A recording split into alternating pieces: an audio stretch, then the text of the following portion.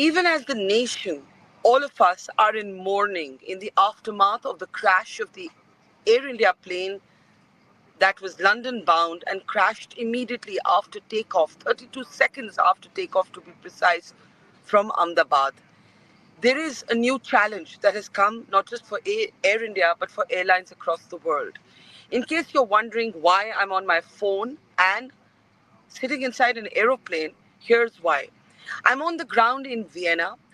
I was coming home on an Air India flight from Newark in New Jersey to New Delhi when midway we got the news that our plane had been diverted here to Vienna, which is where I am right now on the ground, because Israel has launched strikes on Iran, including on its nuclear targets.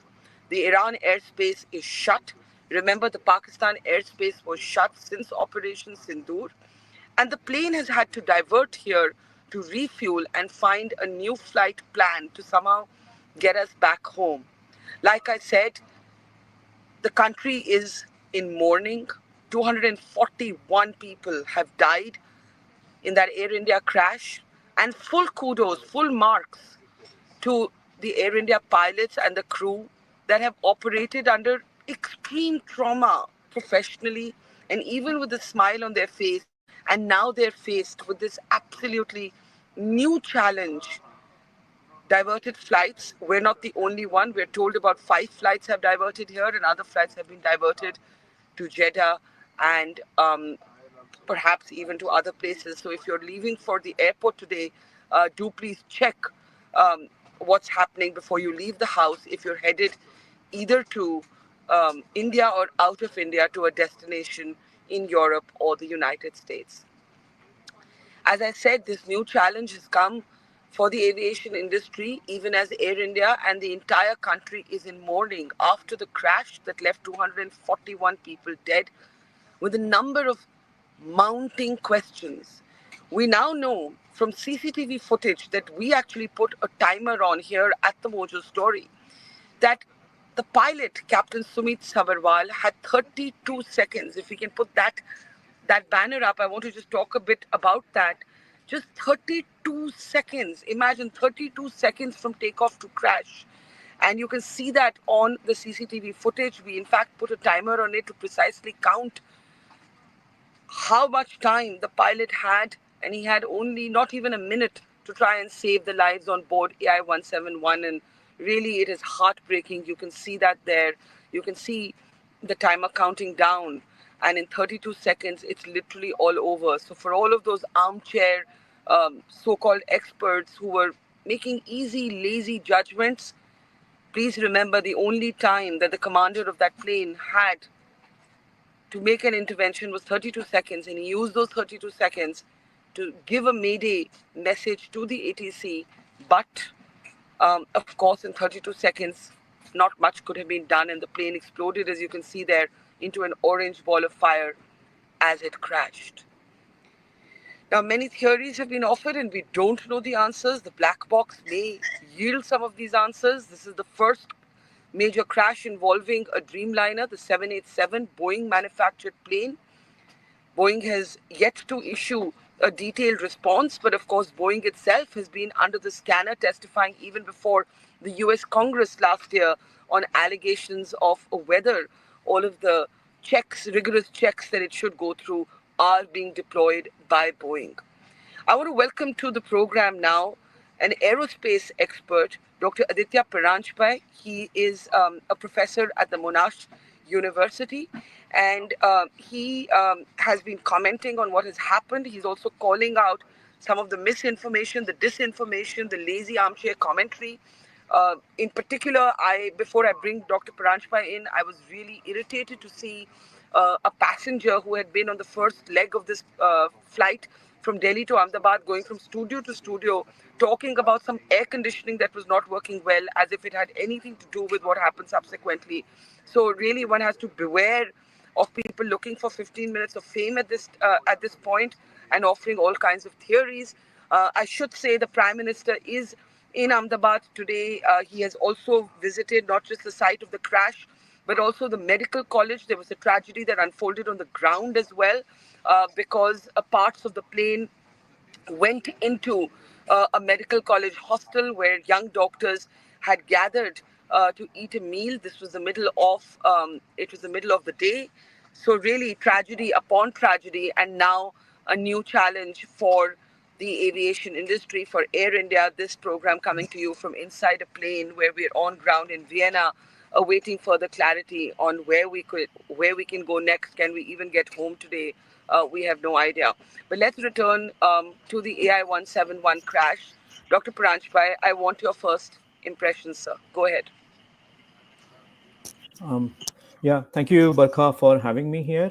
Um, the crash was quite obviously a profound tragedy, but obviously, I think as people working in the discipline, it's our job now to get to the bottom of it and ensure that all the lives that were lost in the crash were not lost in vain, and hopefully, we find what goes wrong. Um, at this point, I think when I looked at the video, the first video that I saw was taken by an individual, possibly in his home, which was the last few moments of the crash. As you pointed Let out, let it was let 30 let's bring seconds. let me bring up that let me bring up some of the videos that we have as you talk about it. Go ahead. All right. So, right, this is the one. And as you mentioned correctly, the airplane only had just about half a minute from liftoff to crash. And this particular video shows maybe the last 15 seconds or so. I've not timed it, so 15 seconds is really a ballpark. And that's all that one has to go on. When you look at this video, a number of things become evident. If it helps, I'm going to take the liberty of using a toy model, since these demonstrations can be extremely convincing and powerful if you see an airplane of sorts. As a disclaimer, this airplane is not an Air India, it's not a Boeing 787, so please let's not draw any analogies, but Just hold it's it a up a bit. sufficiently Just representative. Yeah, it's a just hold it up sufficiently a bit. representative. It's a representative airplane. Let's not go with the airline and the type of the airplane. So what you notice in that video is the airplane coming down and it crashes. Now, when you see an airplane not being able to complete a climb, and the other thing you notice is that as the plane comes down, its wings level, which is to say the wings are almost in the horizontal plane. You also notice that the tail of the airplane has a flap known as the rudder that's by and large straight. That already holds a few important clues as to what's going on. The plane's descending because there's probably not enough thrust, and the fact that the tail isn't deflected means that the loss of thrust is identical on both engines. Because if the loss of thrust is asymmetric, for example, the left engine's running, the right engine isn't, then the plane would start to yaw to one side. And as it yaws, you would have to use this flap at the other end to correct the airplane steering motion. We don't see that happen, which means that the loss of thrust was by and large identical. The other thing we don't see in that video, which is telling, is that the airplane isn't falling down. It looks like it's gliding. Maybe it's the nose is a bit steeply up in the air, but it's gliding. What that tells us, obviously, this is early days. I will not claim authoritatively that this is true, but very likely the airplane hadn't stalled. Stall is what happens. I've heard some people talk about it, so I thought maybe we should clarify what happens in a stall.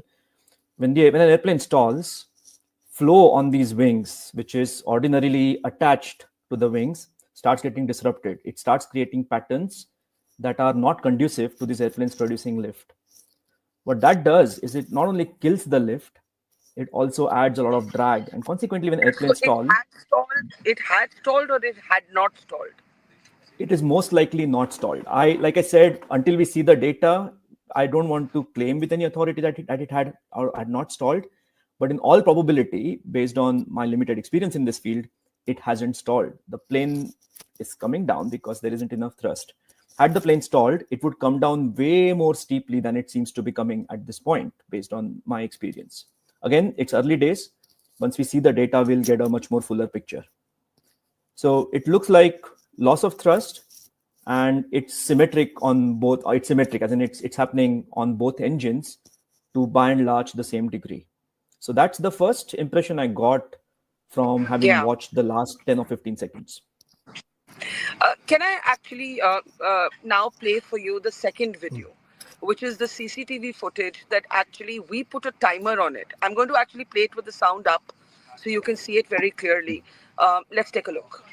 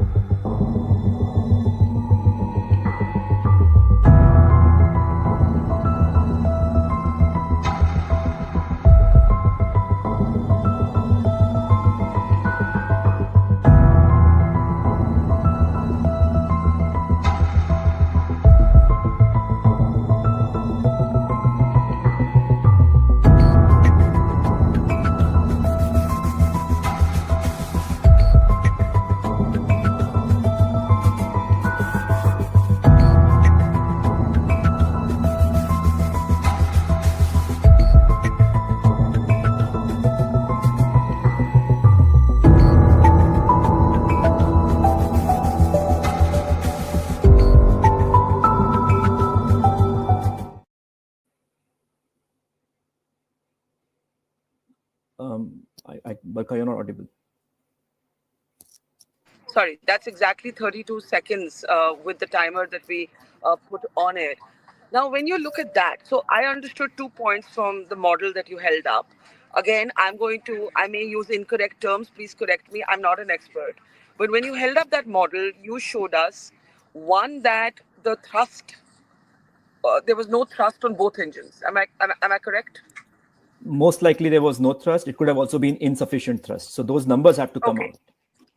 Okay, so either no or insufficient thrust, one. And two, you say that the plane was gliding, which means that it had not stalled, right? It But looked like it had not stalled, yes.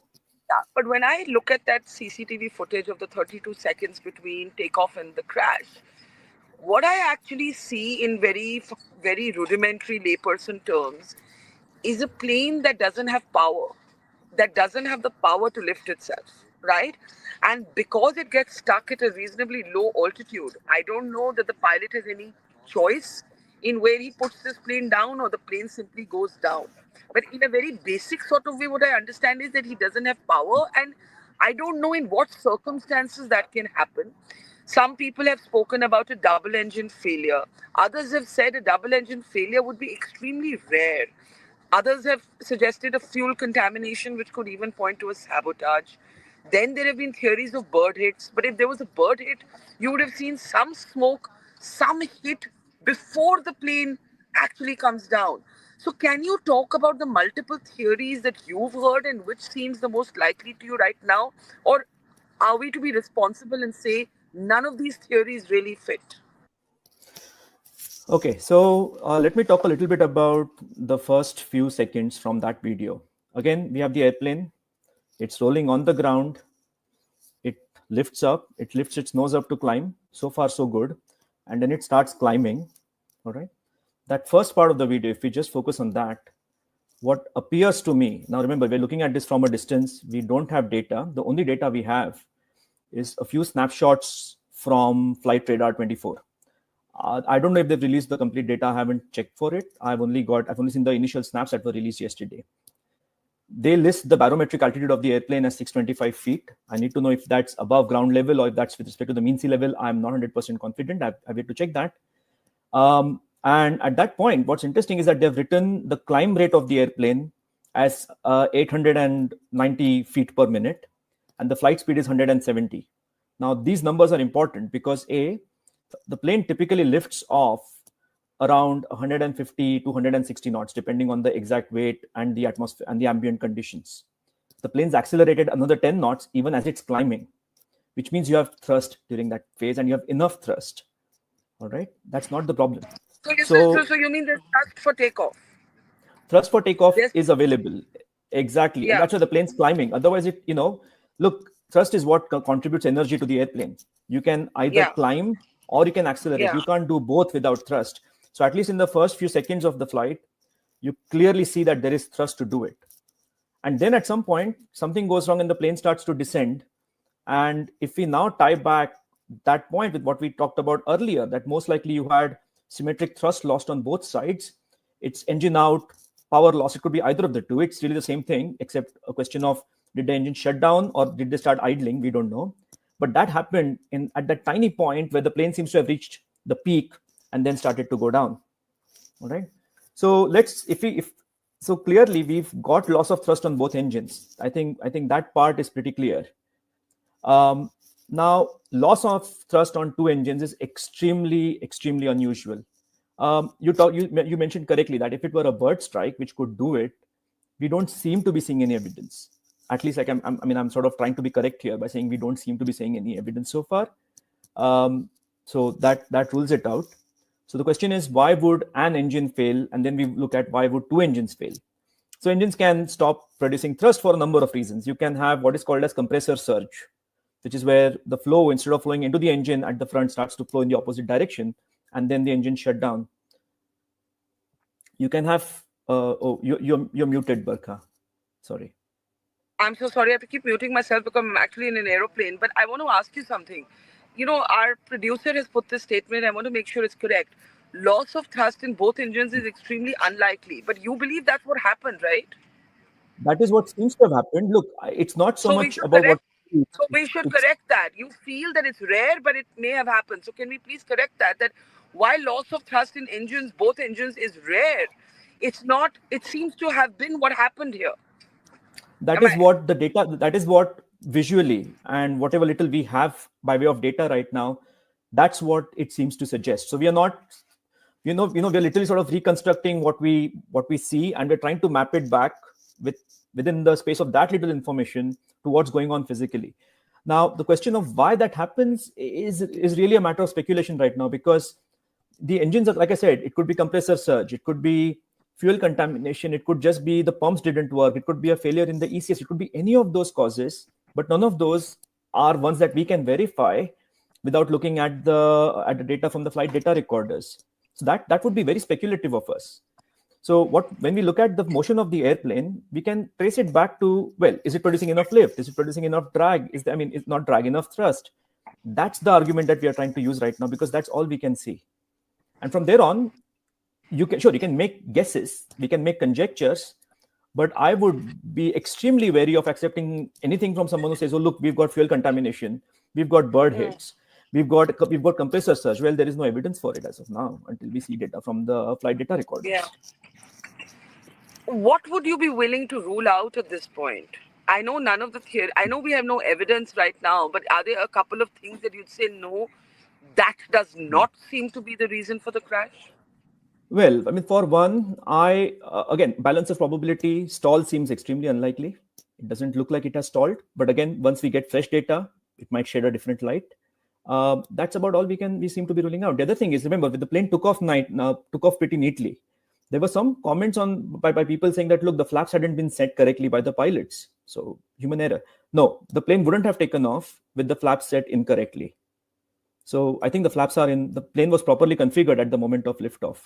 So that's something I'm prepared to rule out, just on the basis of this early recording and the data, because the plane wouldn't have accelerated to 170 knots at 600 feet without the right sort of thrust and the right sort of flap settings.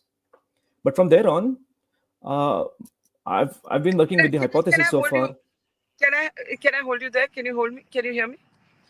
This is a very important thing that you're saying, because there's been a kind of lazy commentary on pilot error without any evidence, and you're saying that to your eye, it looks like the plane was properly configured. Otherwise, that takeoff, at least to the point of takeoff, it seems like a smooth takeoff. It would not have been a smooth takeoff. So you do believe the plane was properly configured by the pilots? Absolutely. Absolutely. At least, like I said, based on what we do see of the takeoff. So flap setting seems to be okay. There seems to have been enough thrust at the time of takeoff. That doesn't seem Yeah. to be a problem. So what would explain this then? Because then if we are ruling out the configuration, we're ruling out the human error, then we're quite clearly looking at a machine error or a Yes, and machine collapse. Not an error, but a it collapse. it obviously looks like we've lost a fair amount of thrust on the two engines, and so it's a question of understanding what went wrong simultaneously on the two engines. We don't have a good answer for that, and quite frankly, we shouldn't speculate, because the functioning of the engine is intricate. Look, it's not just an engine. It's got its own flight. It's got its own control system called as the engine control system. It's sometimes called as the FADIC, the full authority digital engine control. This system is coupled to the flight control system that sits on board for the airplane. This whole thing is coupled. On top of it, the fuel is fed to the engines through pumps, and the pumps are obviously driven electrically. So given that we have all these subsystems and we have no external indicators to suggest what could have failed, I really think we shouldn't speculate. So based You know, on what we are seeing, just purely the yeah. motion of the airplane, I would probably say, okay, look, it looks like we have a loss of thrust on the two engines. That's probably what we need to focus on. But I think in terms of drawing on hypotheses, I would probably stop there personally. And just to be clear, the loss of thrust in both engines could either be an engine failure, I'm using this phrase loosely, or power out, like the plane suddenly loses all power, or Um, contaminated fuel. could be. So there's another interesting thing here. So airplanes derive power from the engines.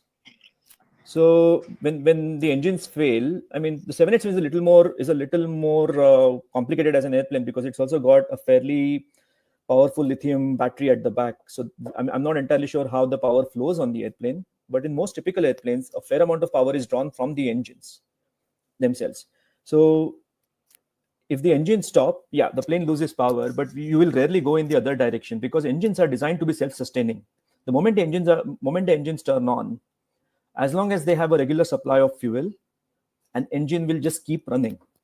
That is why even if your engine fails to start, even if the engine fails to start on the ground using the systems that are on the airplane, at airports they just use what are called as hover carts to start the engine.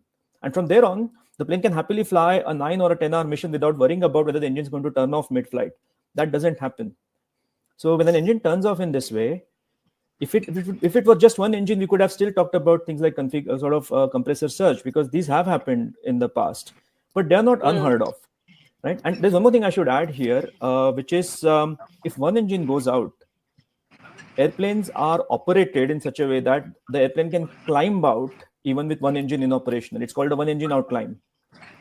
And the fact that the airplane couldn't do it obviously means we've lost thrust on both sides of the engine of the airplane.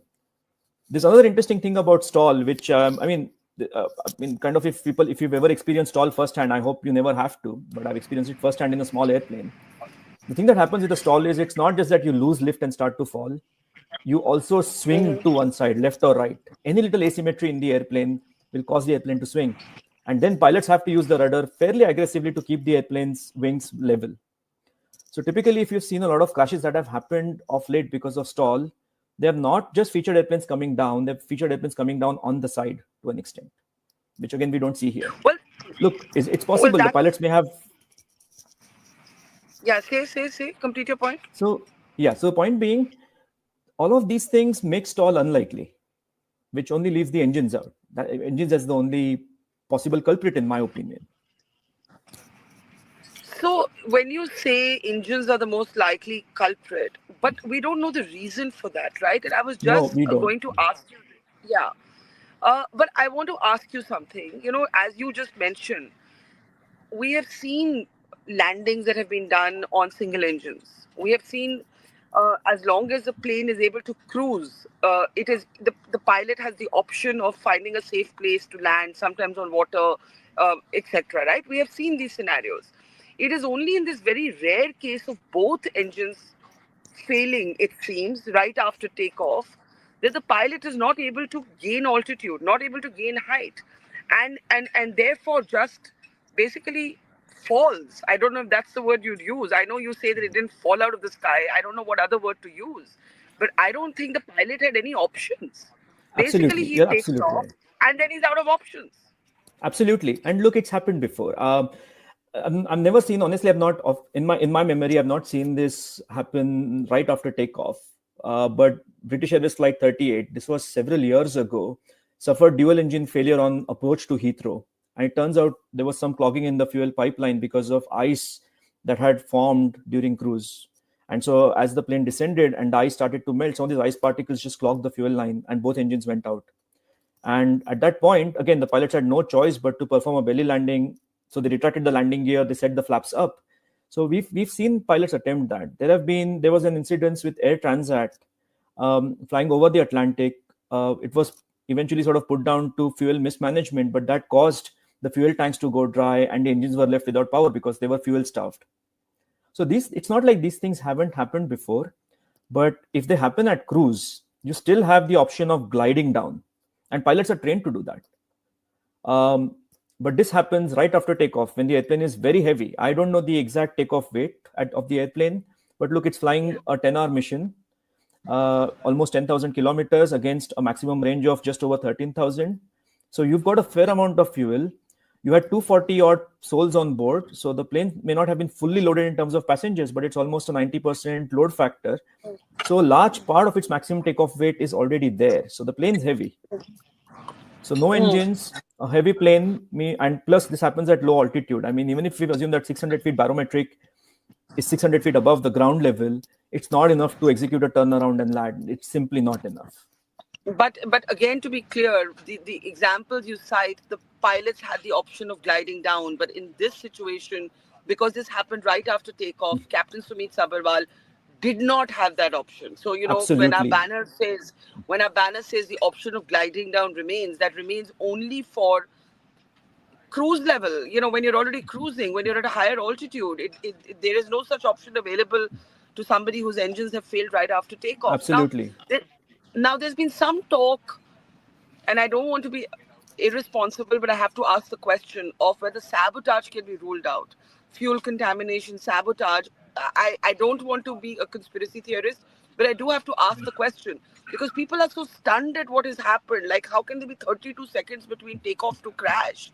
You know, do you consider that as something worth looking at, or does that not strike you as a possibility?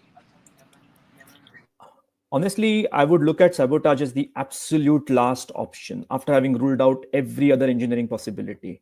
And I literally mean every possibility that could have happened, including these extremely rare events where two engines go out. I mean, it's almost like Murphy's Law in action. If it can happen, there'll be circumstances where it will happen. Right? I mean, engines don't just stop like this. So until we've actually ruled out all of those possibilities, I would not go to sabotage. Absolutely would not. Right? Yeah, I mean, I think that's about what I could say about it. But like I So, said, we should first rule out compressor surge. We should rule out yeah. electrical failures on the pumps. We should rule out malfunction of the either the flight or the engine control system. I mean, there's a long way to go before we rule all of these, and then we get to the question of, well, if the engineering was fine, if there was no human error, which also needs to be ruled out, by the way, then was it something worse? But we have a long way to Yeah, go but before you, we get there. but prima facie, you are ruling out human error. Prima facie, Yeah, prima facie, I am. Yes, right? I mean, Prima based on facie, you whatever little feel. I see, prima facie, I don't think it's human error. No. Can you explain that a little more? Um, Okay, so human error in circumstances like these could be where the pilot pulls on the stick back a little more than he ought to, which causes the plane to stall. Uh, we don't see a stall very obviously here in the first place. Second possibility, the pilot doesn't configure the flaps correctly. Well, you would have seen that in the takeoff performance. The takeoff performance, at least the first few seconds of the takeoff, looked fine. Nothing wrong in there. Yeah. There have been instances in the past where takeoffs have been delayed because the engines weren't configured correctly prior to takeoff. So the engines didn't produce enough thrust and the takeoff got delayed. That didn't happen here either. In fact, the engine shut down. It's not like they weren't producing enough thrust. The airplane did climb out initially, and then it came down.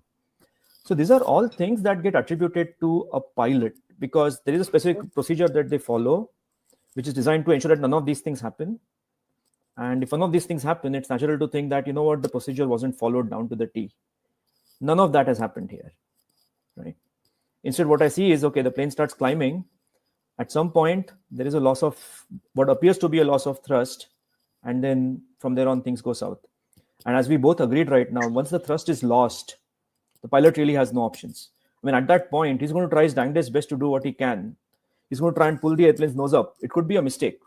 It might lead to a stall, but he doesn't have a choice. He's got to try and get the nose up, add power. He's going to try whatever he can. He's going to try and save his own life, but important the lives of his fellow passengers. So once the thrust is fully gone, you really shouldn't even fault the pilot from there on. So I'm only going to look at the segment up until the point the airplane stopped climbing, and up until that point, things looked okay. I want to ask you in the end, the 787 is a Boeing manufactured plane. And a lot of people are going back to Boeing's testimony before US Congress last year. There has been a lot of attention on Boeing with the 737 MAX. Um, there are whistleblowers who have given detailed accounts of Boeing cutting corners.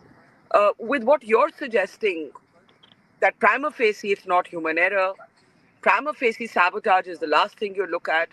That actually makes it about the machine, about the plane, about the manufacturing. I think. I don't want to be oversimplistic, Okay. but what is the answerability of Boeing here? Okay.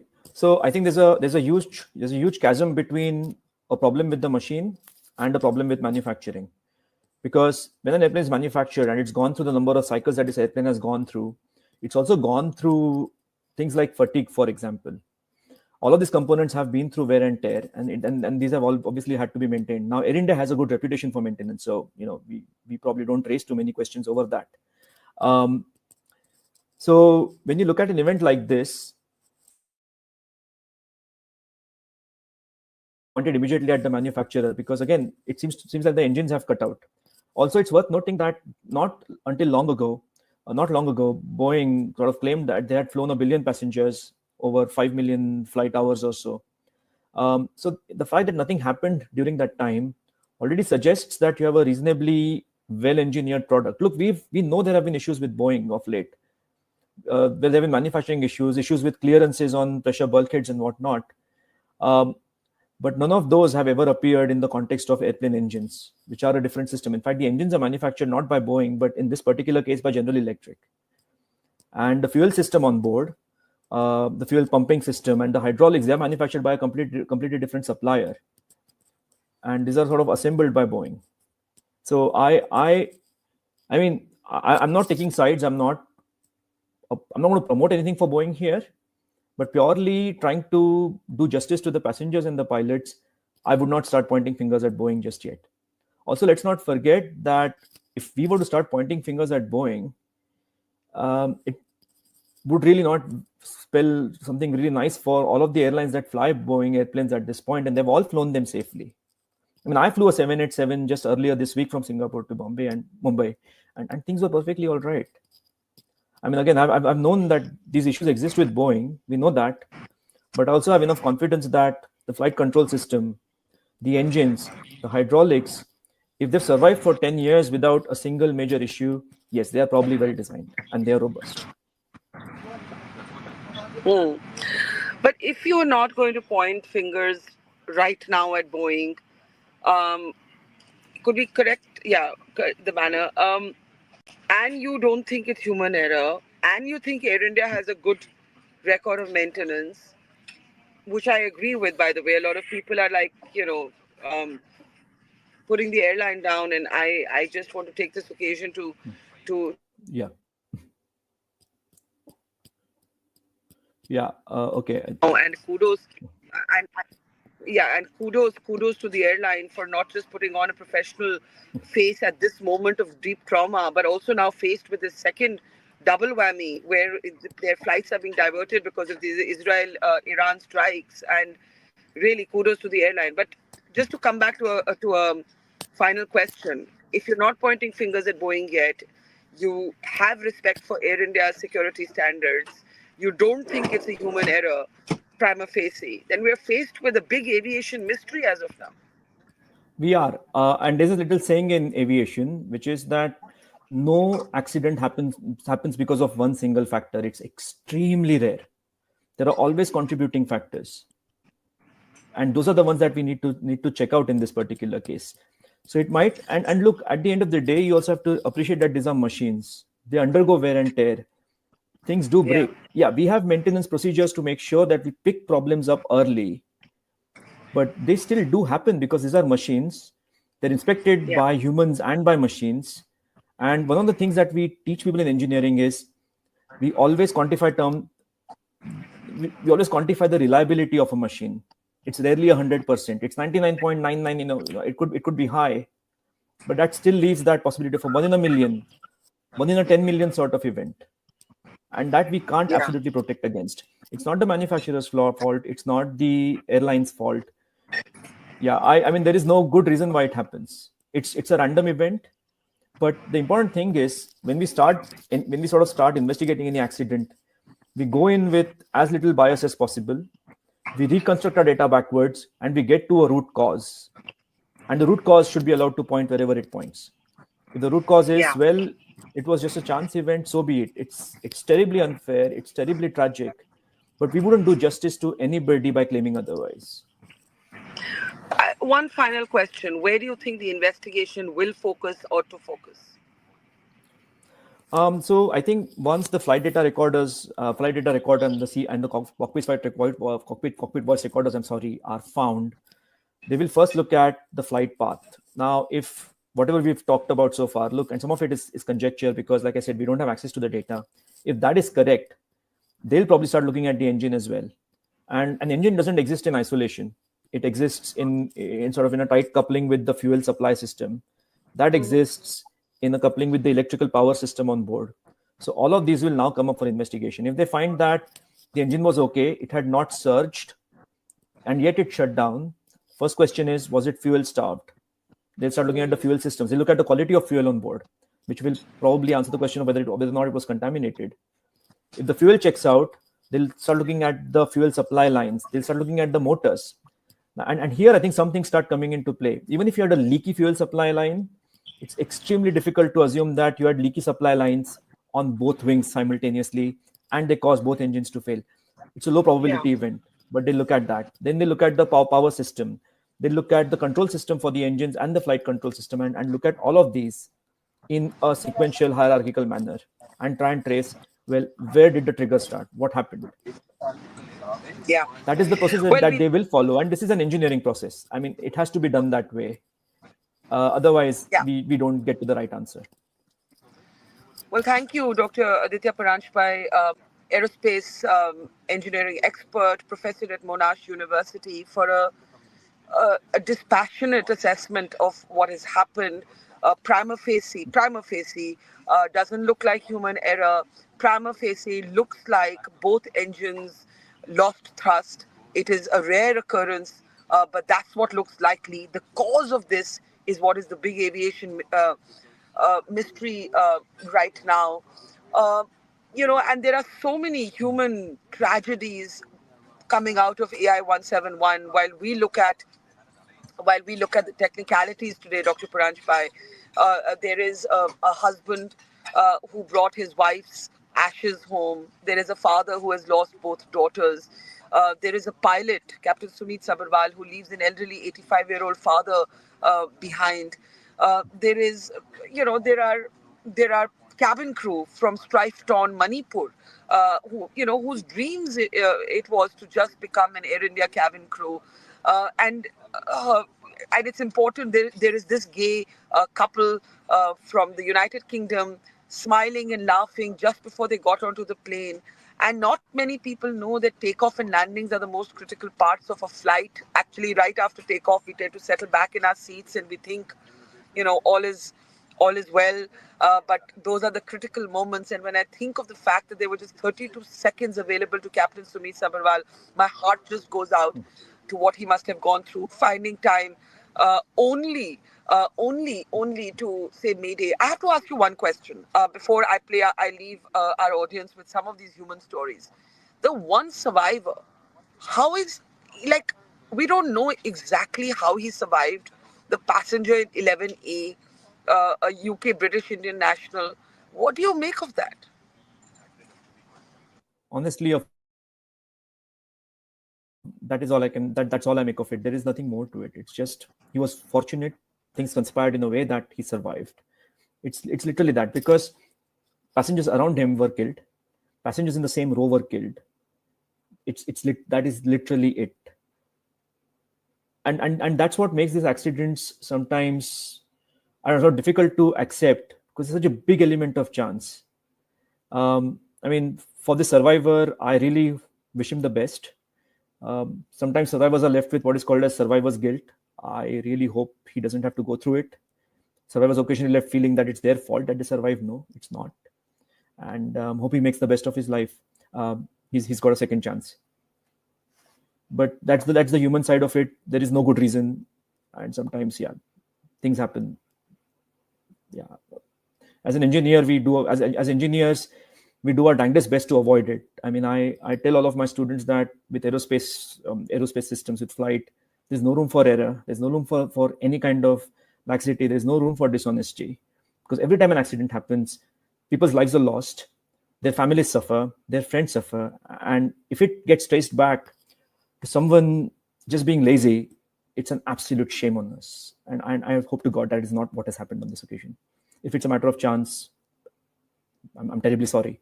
But honestly, that's the best outcome of this particular event.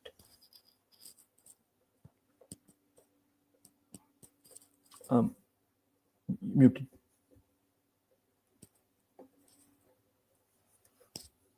Sorry, I was just saying thank you to you and saying that we'll reconnect with you as more information is available to us in the days to come. Thank you for being dispassionate at a time which is very emotional. Once again, I want to take this chance to offer my expression of gratitude for Air India. I boarded a flight from Newark in New Jersey just a few hours after this crash had taken place, and the crew showed impeccable professionalism. And right now, we've been diverted to Vienna, and they've been so overstretched, and there's still no complaints from them. The pilot even said from the cockpit, "It's been a long day," and that's all he said. It's been a long day, and hats off to them, and thank you to you. We leave our audience with a heartbreaking story of a young woman from Manipur whose dream it was to be an Air India cabin crew. That dream was achieved, but that dream went up metaphorically and literally in flames as AI 171 crashed immediately after takeoff. Thank you for watching, and keep watching Mojo Story for more updates. Thank you, Barkha.